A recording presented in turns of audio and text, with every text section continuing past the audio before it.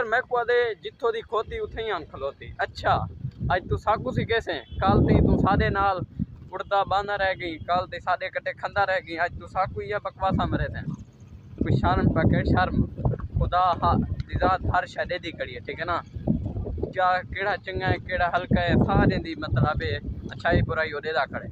ते उदे बाद ये तेरा मसला है अगर तू फेम दे चक्कर ची में ना वाह सादे नाल वीडियो पड़वा असा ए जेडे यूट्यूबर हैं पे ताकू इतना लोग जान देन पहचान है पई कि भी अकेला मुंडा वधे त्याई ध्यान दो, ठीक है ना। बाकी फेम वाली गाल है तो फेम चा असा देखो निसे हटके थे, लेकिन तरतीब वाला चा कुछ पता लगे जो फेम तू चना पई ई क्या वो ते हर एक यूट्यूबर मेरे ख्याल से एक रजा बार दे अलावा ते बी एक रूज दे अलावा ते बी सारे ही में किते ने फेम चावन वास्ते कोई ना कोई गलत हरकत उन्हें दे विच शामिल है।